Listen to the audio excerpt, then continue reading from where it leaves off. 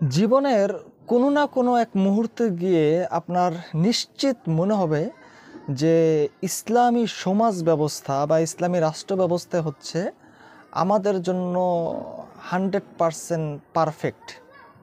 এই যে দেখেন, এখন বর্তমানে সব জায়গাতেই চুরি ডাকাতি বা জেনা ব্যভিচার বিষয়টা অত্যন্ত হারে বেড়ে গেছে।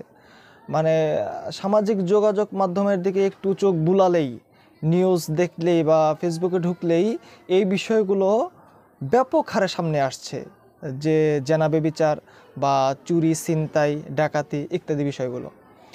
তো আমাদের দেশে তো সংবিধান আছে, আমাদের দেশে তো নিয়ম কানুন আছে, প্রশাসন আছে, সরকার আছে, রাষ্ট্র ব্যবস্থা আছে।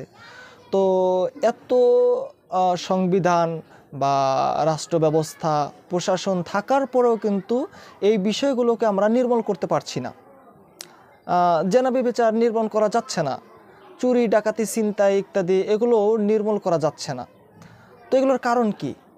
তো আপনি দেখবেন যে ইসলামী সমাজ ব্যবস্থা বা ইসলামী রাষ্ট্র ব্যবস্থা, এটা যদি আমরা কায়েম করতে পারি বা এই জিনিসটাকে যদি আমরা ফলো করতে পারি, তাহলে সেগুলোকে ফিরিয়ে নিয়ে আসা, মানে এগুলো থেকে দূরে থাকা অনেকটাই সহজ। এবং আমি যেটা ব্যক্তিগতভাবে মনে করি যে 100% সহজ হবে।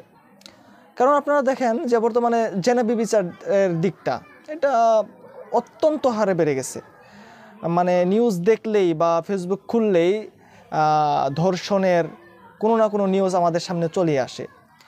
আর ইসলামিক বিধান যদি আপনি দেখেন, তাহলে সেখানে দেখতে পারবেন যে ইসলামে ধর্ষকের শাস্তি কিন্তু বলা হয়েছে মৃত্যুদণ্ড দেওয়া। যদিও এখানে দুইটি ভাগ রয়েছে, তারপরেও এখানে শাস্তি হচ্ছে প্রকাশ্যে মৃত্যুদণ্ড কার্যকর করা। তো এটা যদি আমাদের সমাজে বাস্তবায়ন হয়, আমার মনে হয় যে 100-তে 100 এরপর থেকে এটা বন্ধ হয়ে যাবে।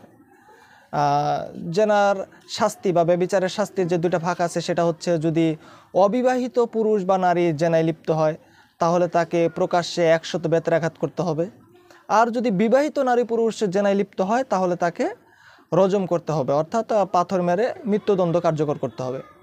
তো এটা যদি 1টা 2টা 3টা 4টা কার্যকর করা হয়, তাহলে আপনি দেখবেন সারা দেশে এটা একদম স্টপ হয়ে গেছে, এটা একদম বন্ধ হয়ে গেছে।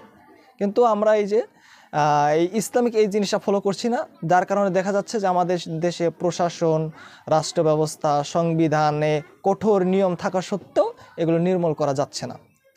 অন্যদিকে এই যে চুরি ডাকাতি বা ছিনতাইয়ের ব্যাপারটা, এটা দেখেন, এটাও কিন্তু বলা হয়েছে যে চুরি করলে তাকে হাত কেটে দিতে হবে। যদিও এখানেও বিধান আছে যে কতটুকু সম্পদ চুরি করলে হাত কেটে দিতে হবে বা কীরূপ শাস্তি দিতে হবে।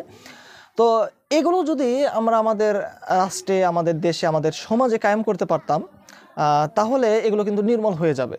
দেখেন, একজন ব্যক্তি চুরি করলো, মানে সে পরিমাণ সম্পদ চুরি করলো, আর তাকে যদি প্রকাশ্যে সেভাবে হাত কেটে দেওয়া হয়, তাহলে কিন্তু অন্যান্য চোরেরা সাবধান হয়ে যাবে। তারা কিন্তু আর এদিকে তারা কাজ করবে না। যারা নিজেদের পেশা করে নিয়েছে চুরি করা বা ডাকাতি করা, তারা কিন্তু তখন অন্য পথ অবলম্বন করবে জীবিকা নির্বাহ করার জন্য। সো আপনি দেখেন যে জীবনের কোনো না কোনো মুহূর্তে যে আপনাকে এটা অবশ্যই মনে হবে যে ইসলামী সমাজ ব্যবস্থা বা ইসলামী রাষ্ট্র ব্যবস্থা এটা হচ্ছে আমাদের জন্য পারফেক্ট।